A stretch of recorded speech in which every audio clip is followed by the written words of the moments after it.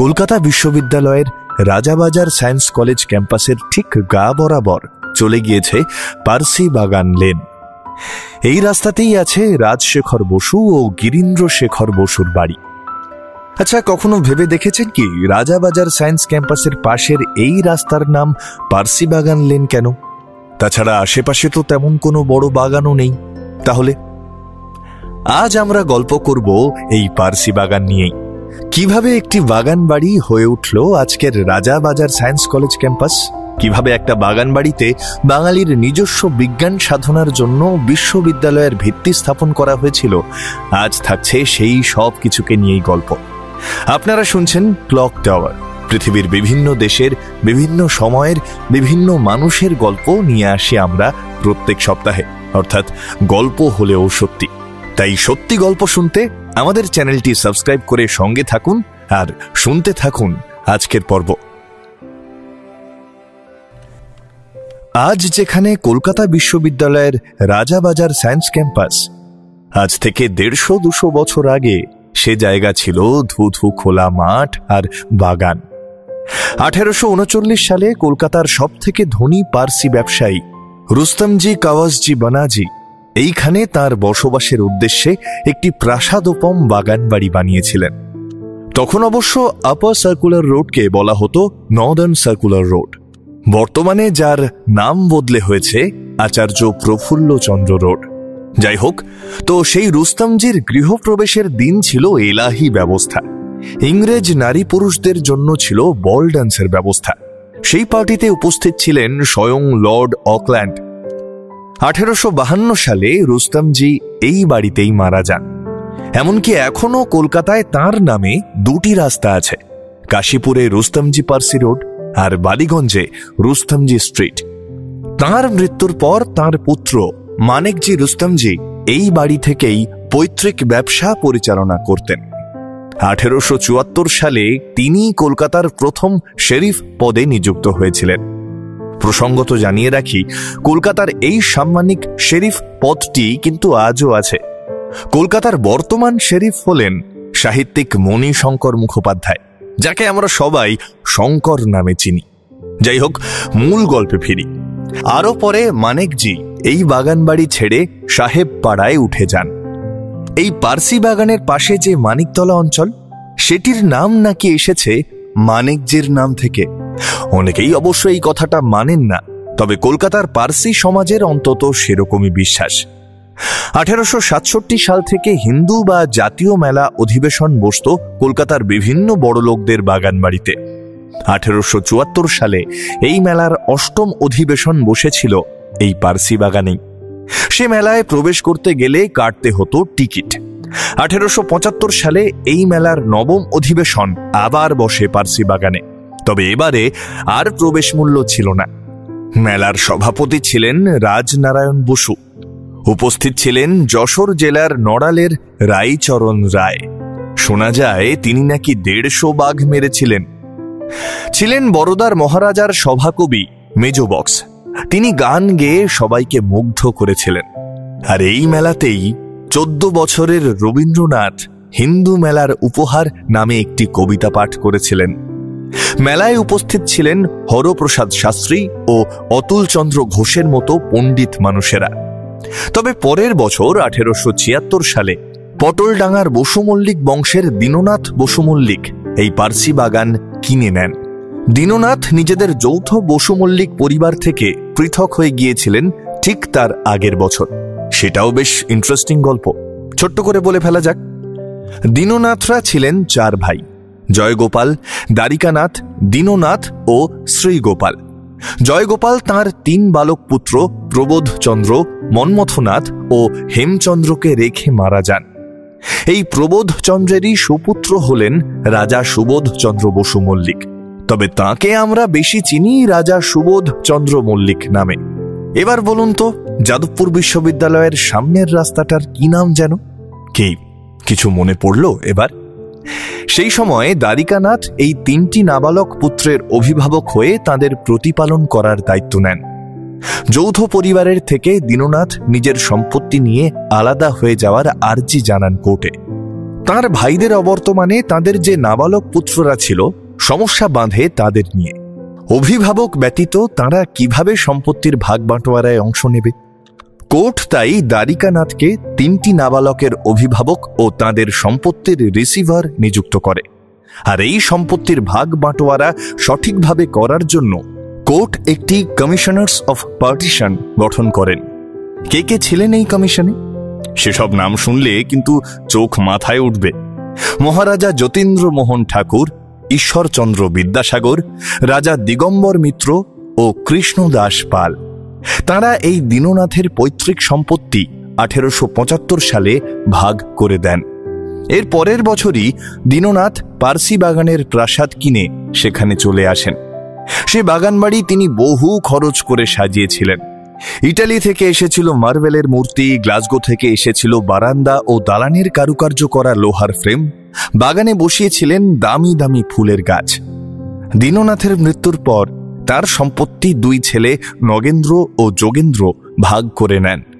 পার্সি বাগানের প্রাসাদটি তারা কালীকৃষ্ণ ঠাকুরকে 1,75,000 টাকায় বিক্রি করে দেন। এখনকার হিসেবে দেখলে কয়েক কোটি তো দাম হবেই। 1898 সাল নাগাদ এই পার্সি বাগানের বাগান বাড়ির উল্লেখ পাওয়া যাচ্ছে একটি ব্যক্তিগত চিঠিতে। ইন্দিরা দেবী বালিগঞ্জ থেকে 17/9/1898 তারিখে প্রমথ চৌধুরীকে ভাগলপুরে লিখেছিলেন, কাল ওরা একদল একটা প্রকাণ্ড বাড়ি দেখতে গিয়েছিলেন। পার্সি বাগান নামটা অনেকদিন থেকে শুনে আসছি, কিন্তু কখনো দেখিনি। শুনলুম খুব জাঁকালো মস্ত ব্যাপার, যদিও অযত্নে পড়ে আছে। ঘরের অবাধি নেই, সর্বত্র মার্বেল পাথর বসানো, কেতাদুরস্ত বাগান, ফোয়ারা, ফুলের গাছ ইত্যাদি যেমন বাদশাহী কাণ্ড হতে হয়। ওই চিঠির জবাবে ভাগলপুর থেকে 19/9/1898 তারিখে চিঠিতে প্রমথ চৌধুরী ইন্দিরা দেবীকে লিখছেন, নগেনবাবুর কাছে শুনেছি যে পার্সি বাগানের বহুতর মুসলমানের প্রেতাত্মা বহুদিন ধরেই বসবাস করে আসছে। নগেনবাবুর পিতা বাড়িটি কিনে অনেক কষ্টে তাদের সঙ্গে বনিবনাও করে নিয়েছিলেন। তাকে এ বাড়ির গুণে ক্রমে থিওসফিস্ট এবং স্পিরিচুয়ালিস্ট হতে হয়েছিল। কালীকৃষ্ণবাবু না জেনে শুনে বাড়ি কিনে ঠকেছেন। তার মেয়ে জামাই বাড়ি ছেড়ে পালিয়েছেন। তাদের নতুন বাড়িতে গিয়ে একটি ছেলে মারা যায়। তারপর কালীকৃষ্ণবাবু বাড়িটি হাত থেকে ঝেড়ে ফেলতে চেষ্টা করেন, কিন্তু নগেনবাবু ছাড়া আর খরিদ্দার পেলেন না। নগেনবাবু বলেন তিনি ছাড়া এ বাড়িতে আর কেউ থাকতে পারবে না। এরপরে আমরা পার্সি বাগানের উল্লেখ পাচ্ছি, কিন্তু একটা উত্তাল সময় 1905। এই বছরেই লর্ড বঙ্গভঙ্গের প্রস্তাব করেন। আপামর বাঙালি এর প্রতিবাদে রাস্তায় নামলেন, কবিরা পথসভায় গান গাইলেন, বিপ্লবীরা স্বদেশ চেতনায় উদ্বুদ্ধ হয়ে কেউ করলেন বিদেশি দ্রব্য বয়কট, আর কেউ বেছে নিলেন সশস্ত্র আন্দোলনের পথ। 1905 সালের 10ই অক্টোবর বাংলার গভর্নমেন্টের প্রধান সচিব R.W. কার্লাইল দার্জিলিং থেকে এক গোপন সার্কুলার পাঠালেন জেলা ম্যাজিস্ট্রেট ও কালেক্টরদের কাছে। সেই সার্কুলারে বলা হয়েছিল, স্কুল কলেজে স্বদেশী বয়কট ইত্যাদি ধরনের কার্যকলাপে যেন কোনো ছাত্রছাত্রী যুক্ত না পারে। যদি কেউ যুক্ত হয় তাহলে তার বিরুদ্ধে যেন কঠিন ব্যবস্থা নেওয়া হয়। এই কার্লাইল সার্কুলারের বিরুদ্ধে যে শুধু ছাত্রছাত্রীরাই ক্ষোভ দেখালো তা নয়, তাদের সঙ্গে বিভিন্ন শিক্ষকরাও এই সার্কুলারের বিরোধিতা শুরু করেছিলেন। এর আগে 1905 সালের সেপ্টেম্বর মাসে সরকার পরিচালিত কলিকাতা বিশ্ববিদ্যালয়ে বয়কট করেছিলেন একাধিক মেধাবী ছাত্ররা। 24শে অক্টোবর সবাই একত্র হয়ে এই সার্কুলারের বিরোধিতা করেন এবং সেখান থেকে হেমেন্দ্র প্রসাদ ঘোষ ভারতীয়দের নিজস্ব জাতীয় বিশ্ববিদ্যালয় গঠনের ডাক দেন। এই লক্ষ্যে তৎকালীন সময়ের অনেক শিক্ষাবিদ ও ধনী ভারতীয়রা এগিয়ে আসেন। 9 নভেম্বর এই সভায় রাজা সুবোধ বসু মল্লিক এই বিশ্ববিদ্যালয় তৈরির লক্ষ্যে 1 লক্ষ টাকা দেওয়ার কথা ঘোষণা করলেন। ময়মনসিংহ গৌরীপুরের জমিদার ব্রজেন্দ্র কিশোর চৌধুরী 5 লক্ষ টাকা দেওয়ার কথা ঘোষণা করেন। 11ই মার্চ 1906 সালে সেই লক্ষ্যে পার্ক স্ট্রিটের এক সভায় জাতীয় শিক্ষা পরিষদ বা ন্যাশনাল কাউন্সিল অফ এডুকেশন গঠন করা হয়। সব নেতাই যে কলকাতা বিশ্ববিদ্যালয়কে পুরোপুরি বর্জন করবার পক্ষে ছিলেন তা কিন্তু নয়। নেতাদের মধ্যে 2টি দল ছিল, চরমপন্থী ও নরমপন্থী। চরমপন্থী দলের শীর্ষে ছিলেন গুরুদাস বন্দ্যোপাধ্যায়, সতীশচন্দ্র মুখোপাধ্যায়, হীরেন্দ্রনাথ দত্ত, আশুতোষ চৌধুরী, সুবোধচন্দ্র বসু মল্লিক, ব্রজেন্দ্র কিশোর রায়চৌধুরী এবং আরও কয়েকজন। এরা চেয়েছিলেন একটি সামগ্রিক ত্রিমুখী শিক্ষা ব্যবস্থা, সাহিত্যিক, বৈজ্ঞানিক ও শিল্পগত বা কারিগরি এই সবকটি আলাদা আলাদাভাবে পঠনের ব্যবস্থা না করে মিলিতভাবে তিনের সমন্বয়ে একটি শিক্ষানীতি গ্রহণ করা। নরমপন্থী দলের শীর্ষে ছিলেন তারকনাথ পালিত, ভূপেন্দ্রনাথ বসু, নগেন্দ্রনাথ ঘোষ, নীলরতন সরকার, মনীন্দ্রচন্দ্র নন্দী এবং আরও কয়েকজন। এরা বর্তমান শিক্ষা প্রণালী, যার অতিরিক্ত ঝোঁক শুধু সাহিত্য পাঠের দিকে, সেখান থেকে বেরিয়ে আধুনিক যুব সমাজের জন্য কারিগরি শিক্ষার বিধিমতো ব্যবস্থা করতে চাইতেন।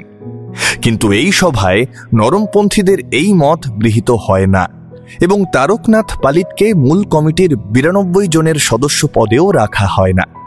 তিনি সেই দিনই এই পর্ষদ থেকে বেরিয়ে এসে কারিগরি শিক্ষার প্রসারের ভার নিলেন। 9 জুন 1906 সালে যে দিনে এই জাতীয় শিক্ষা পরিষদের রেজিস্ট্রেশন হচ্ছে, ওই একই দিনে তারকনাথ পালিত মহাশয় এবং অন্যান্যরা একটি প্রতিদ্বন্দ্বী সংস্থা গঠন করলেন, কারিগরি শিক্ষা প্রসার সমিতি, society for the promotion of technical education.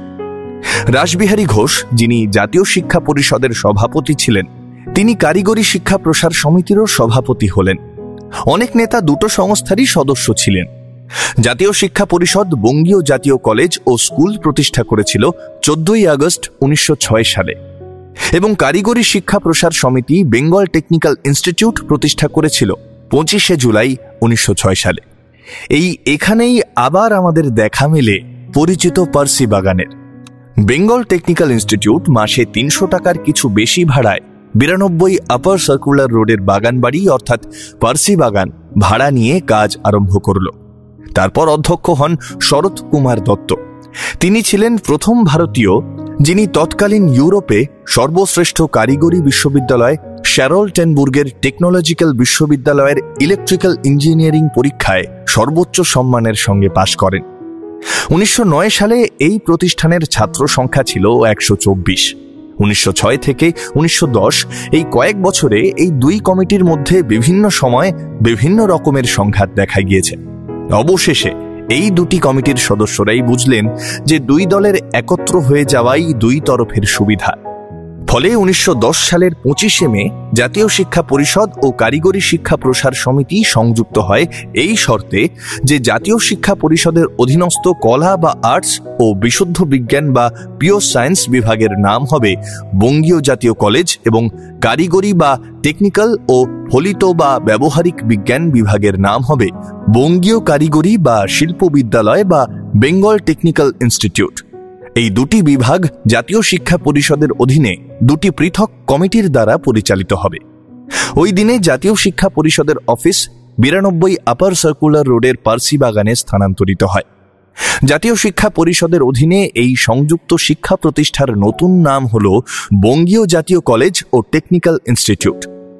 জাতীয় শিক্ষা পরিষদ পার্সি বাগানে উঠে এলে শিক্ষা পরিষদের ব্যবহারের জন্য এই বাগান বাড়ি রবীন্দ্রনাথের মধ্যস্থতায় কালীকৃষ্ণ ঠাকুরের পৌত্র প্রফুল্লনাথ ঠাকুর ও কালীকৃষ্ণ ঠাকুরের এস্টেটের এক্সিকিউটরদের কাছ থেকে তারক পালিত মশাই কেনেন।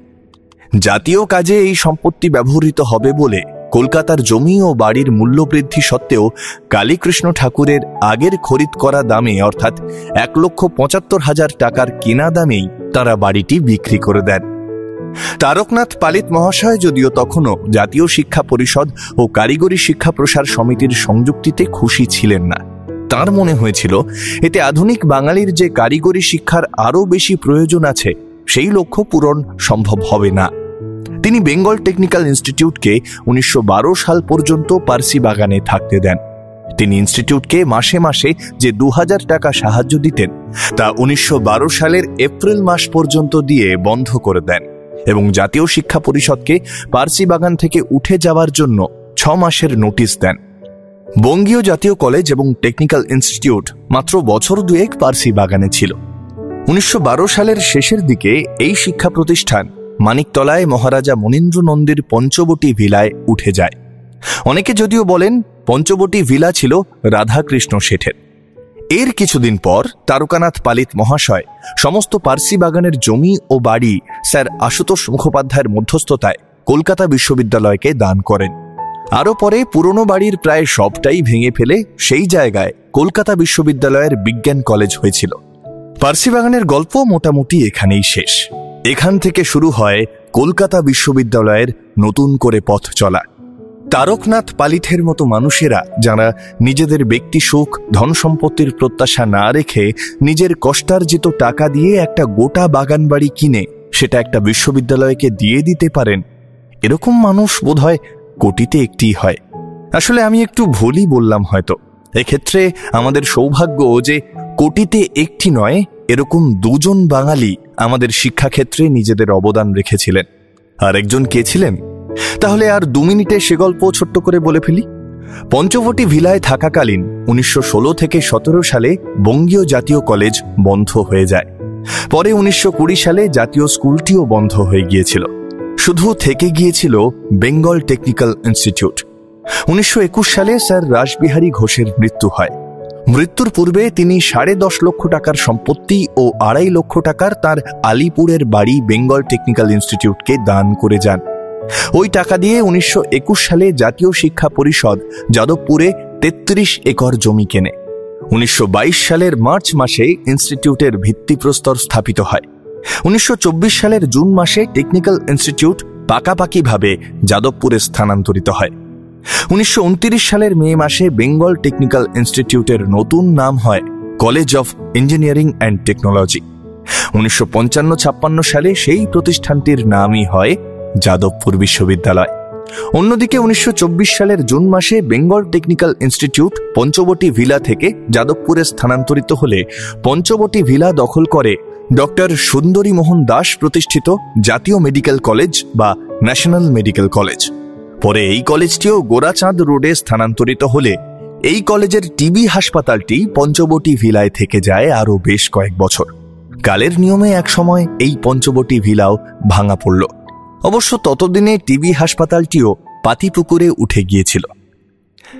কেমন লাগলো আজকের পর্ব অবশ্যই জানান কমেন্টে।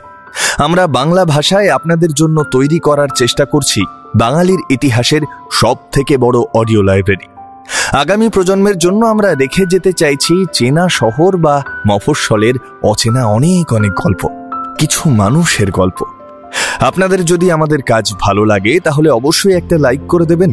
আরও এরকম পর্ব শুনতে চাইলে সাবস্ক্রাইব করে সঙ্গে থাকবেন। আর যদি মনে করেন এরকম কাজ আরও অনেক মানুষের কাছে পৌঁছানো উচিত, তাহলে না হয় একটু বন্ধুদের সাথে পরিবারের সাথে শেয়ার করে নেবেন। আপনাদের এই ছোট্ট ভালোবাসা আমাদের পৌঁছে দিতে পারে আরো অনেক অনেক মানুষের কাছে। আজকের পর্ব পাঠে ছিলাম আমি শঙ্খ, স্ক্রিপ্ট কৌশিক রায়, সাউন্ড ডিজাইন শঙ্খ, কভার ও ভিডিও এডিট ইনভিজিবল ম্যান। আগামী সপ্তাহে আমরা আসছি আরও একটি নতুন পর্ব নিয়ে। সঠিক সময় নোটিফিকেশন পেতে অবশ্যই সাবস্ক্রাইব করে রাখুন আমাদের চ্যানেলটি।